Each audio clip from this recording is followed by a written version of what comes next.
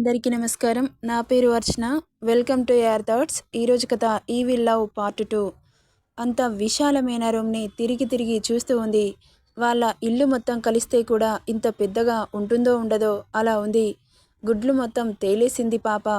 ఇక మేడ్ తెచ్చిన ఫుడ్ ఎదురుగా ఉండడంతో వాడు పంపిన ఫుడ్‌ని నేనెందుకు తినాలి?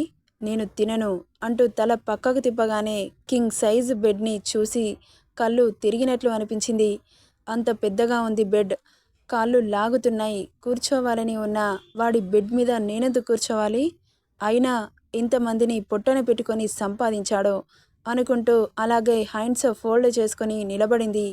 ఆమె చేసే విన్యాసాలని చూస్తున్న అతడి ఫేస్లో లైట్గా స్కార్ఫ్ అలా వచ్చి ఇలా వెళ్ళిపోయింది.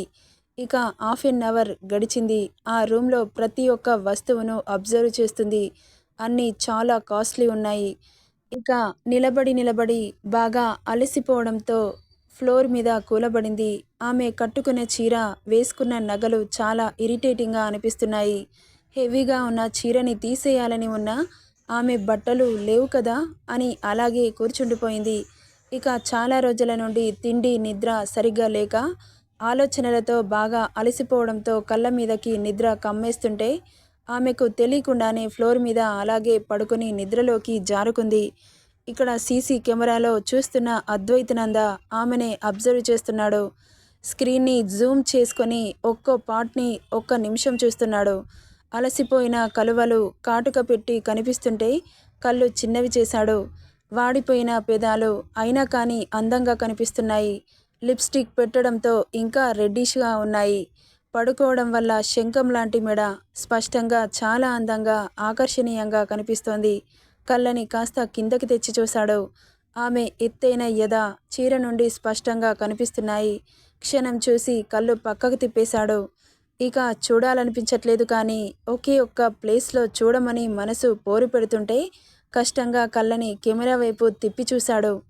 పడుకోవడం వల్ల ఆమె నడుం స్వేచ్ఛగా షో అవుతుంది. పాల మేగడలా తెల్లగా కనిపిస్తుంటే చూపు తిప్పాలి అనిపించట్లేదు. సన్నటి నాభి అతని కళ్ళకి చిక్కింది. క్షణం చూసి హా అంటూ అరిచి కెమెరా ఆఫ్ చేశాడు. మొత్తానికి బాబుకి పిచ్చెక్కించిందనమాట పాప ఎక్స్పోజ్ చేస్తూ.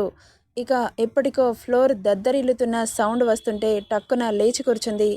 ఎదురుగా ఉన్న మనిషిని చూడగానే ఒక్కసారిగా గుడ్లు బయటికి పొడుచుకొచ్చాయి. దెబ్బకు లేచి నిలబడింది. Dark blue colour shirt, formal పాయింట్లో అతడి సిక్స్ ప్యాక్ బాడీ షర్ట్ నుండి స్పష్టంగా కనిపిస్తుంటే గుటకలు మింగుతుంది. ప్రజు తల పైకెత్తి అలాగే చూస్తూ ఉంది. పాప కాస్త పొట్టి. ఇక అతని కళ్ళు చిరుతలాగా చురుగ్గా చూస్తుంటే భయంతో వెనకడుగు వేసింది. ఆమె వెనక్కి వెళ్తున్న కొద్దీ అతని అడుగులు ముందుకు పడుతున్నాయి. ఆమె అడుగులు ఒక్కసారిగా ఆగిపోయాయి. ఎందుకంటే గోడ అడ్డొచ్చింది కాబట్టి. అతని చూపులు మాత్రం ఆమె మీద నుండి పక్కకు జరగట్లేదు. అంతే సూటిగా చూస్తున్నాయి. కంగారుగా అటు ఇటు చూస్తూ అతని నుండి తప్పించుకోవాలని మెల్లగా పక్కకు జరుగుతుంటే చెయ్యి అడ్డు పెట్టాడు. ఇటువైపు వెళ్దామని ఇటు జరుగుతుంటే ఇంకో చెయ్యి అడ్డు పెట్టాడు. రెండు వైపులా ఆమెని పోనివ్వకుండా లాక్ చేసి వాట్ ఆర్ యు డూయింగ్ అన్నాడు. అతను అడిగిన ప్రశ్నకి ఏం మాట్లాడాలో అర్థం కాక వియర్డ్గా చూస్తూ ఉంది. ఏం చేస్తున్నావ్ అన్నాడు గుడ్లు ఉరిమి చూస్తూ. అతని బేస్ వాయిస్కి ఉలిక్కిపడి నేనేం చేస్తున్నాను అనింది తడబడుతూ. Why are you sleeping on the floor అంటూ అరిచాడు. అతడి అరుపుకి గుండెల్లో గుబులు మొదలైంది. నా ఇష్టం, నీకేంటి అంది భయపడుతూనే. మళ్ళీ ఆమె మాటలకి పిడికిలి బిగించి పక్కన గోడకి ఒక పంచిచ్చాడు. అతని ఫేస్ తెల్లగా ఉండడం వల్ల కోపంతో ఎర్రగా మారింది. అతని కోపానికి భయపడుతూ కళ్ళు గట్టిగా మూసింది. గుండె మాత్రం మామూలుగా కొట్టుకోవట్లేదు. అతని చెవులు బద్దలయ్యేలా వినిపిస్తుంది.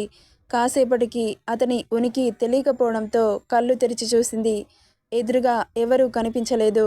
హమ్మయ్య అని గుండెల మీద చెయ్యి వేసుకొని కింద కూలబడుతుండగా ఎదురుగా హుందాగా క్రాస్ లెగ్స్ వేస్తూ యాటిట్యూడ్గా కూర్చున్న కటౌట్ని చూసి అద్దిరిపడింది.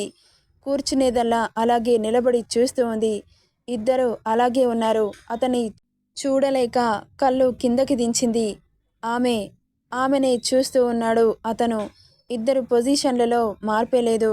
చాలాసేపటికి అతనే చిటికేశాడు. తలెత్తి అతన్ని చూసింది. నువ్వేం చేస్తావో నాకు తెలీదు. 5 నిమిషాలంటే 5 నిమిషాల్లో ఈ ప్లేట్ మొత్తం ఖాళీ అవ్వాలి అన్నాడు బేస్ వాయిస్‌తో. గుడ్లు పెద్దవి చేసుకొని చూస్తూ, ఎవరైనా ఇంత తింటారా? అంది పొగరుగా, అసహనంగా చూస్తూ. నువ్వు తినాలి. నీకు ఇచ్చిన టైంలో 10 సెకండ్స్ అయిపోయాయి.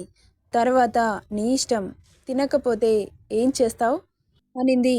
30 సెకండ్స్ హ్యావ్ పాస్డ్ అన్నాడు. అతను అలా అన్న ప్రతిసారి భయం వేస్తోంది ఆమెకి. తినకపోతే ఏమైనా చేస్తాడేమో అని. అయినా వాడు భయపెట్టిస్తే భయపడుతున్నానేంటి? నేను ప్రజ్వలని, అస్సలు భయపడను అని ఆమెనే ధైర్యం తెచ్చుకుంది. అలాగే నిలబడి హ్యాండ్స్ ఫోల్డ్ చేసుకొని చూస్తుందే కానీ తినట్లేదు. ఇక 5 మినిట్స్ అయిపోయిన నెక్స్ట్ సెకండ్లో ఆమె ముందున్నాడు. ఉలిక్కిపడి వీపు చరుచుకుంది.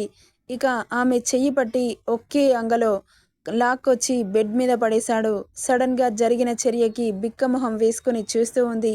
ఆమె రెక్కపట్టి ప్రాపర్గా కూర్చోబెట్టి అతని పక్కన టేబుల్పై ఉన్న ప్లేట్ తీసుకుని నోట్లో కుక్కుతున్నాడు.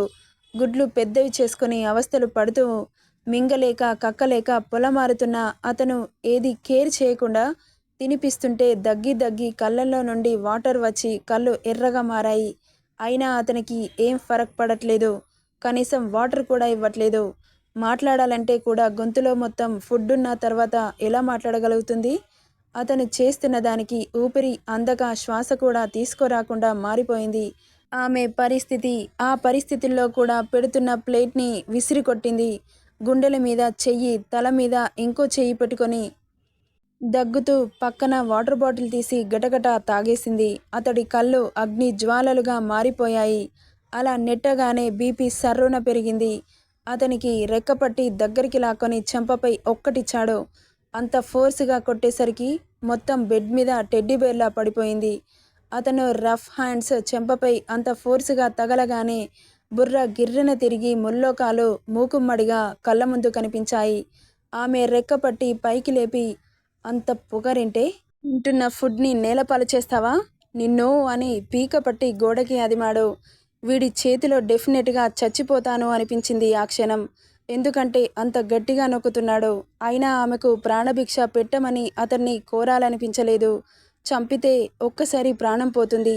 అయినా సరే అనుకుంటూ మొండిగానే నిలబడింది కానీ అతన్ని ప్రతిఘటించలేదు.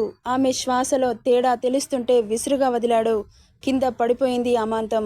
మళ్ళీ చిటికేసి, నీకు ఈరోజు ఫుడ్ కట్.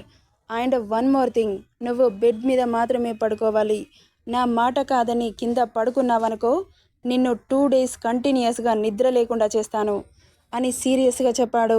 అతను అలా చెప్పగానే కింద పడిందల్లా కోపంతో పైకి లేచి, ఒక ఆడదాని మీద చెయ్యి చేసుకోవడం మగతనం అనుకుంటున్నావా? అనింది పౌరుషంగా. ఆమె మాటలకి చిరాగ్గా చూశాడు. నా తండ్రిని చంపావు, ఇప్పుడు ఇలా నన్ను చంపుతున్నావు.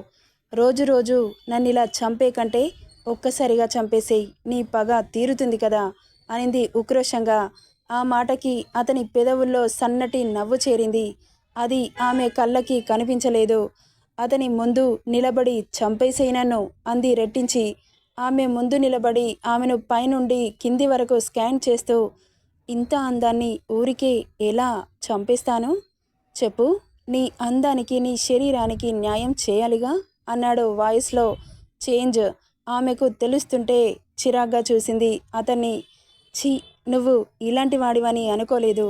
అవునా? ఇప్పుడు అనుకో. అవునులే, మర్డర్ చేసేవాడికి ఇదో పెద్ద లెక్కనా అనింది విరక్తిగా. ఆమె మాటలకి కోపం వస్తున్నా పిడికిలి బిగించి అణుచుకుంటూ ఆమె రెక్కపట్టి అమాంతం ఎత్తి, అంటే ఒకే చేత్తో లిఫ్ట్ చేసి బెడ్ మీద పడేశాడు. కాదు విసిరేశాడు. అతను బాల్ విసిరినట్లు విసిరగానే బెడ్ మెత్తటి స్పాంజ్లా ఉంది కాబట్టి దెబ్బలు తాకలేదు. కానీ ఫ్లోర్ మీద పడేస్తే ఒక్క దెబ్బకి ప్రాణాలు గాలిలో కలిసుండేవి. అతడి పవర్కి భయపడి బిక్క చచ్చిపోయింది. ఆమె కళ్ళల్లో తెలియకుండానే నీళ్లు చేరాయి. అవి అతనికి కనిపిస్తే వీక్ అయిపోతానేమో అని టక్కున తుడుచుకొని, ఈయనతో ఎక్కువ మాట్లాడి కోపం తెప్పించకూడదు. ఇక్కడే ఉంటాగా, చూస్తా ఏం చేస్తాడో. నేను ఏం చేయాలో కూడా అలాగే చేస్తాను. అసలు వీడు ఏం చేస్తాడో, ఎలా చేస్తాడో, ఎంతమంది ప్రాణాలు బలి తీసుకుంటాడో ఒక్కోటి మొత్తం గుట్టు బయటకు లాగుతాను. నేను దూరంగా ఉంటే వీడి గురించి తెలుసుకోవడం కష్టం. సో వీడింట్లోనే ఉంటే నా పని చాలా ఈజీ అయిపోతుంది అనుకుంటూ అతన్ని చూడకుండానే ఇంకో వైపుకు తిరిగి పడుకుంది. కానీ చీరతో నానా తంటాలు పడుతోంది. చాలా హెవీగా ఉంది చీర. ఇరిటేటింగ్గా అనిపిస్తుంది ఆమెకు. అలాగే చూసి వార్డ్రోబ్ నుండి ఒక డ్రెస్ తీసి ఆమె మీదకి విసిరాడు.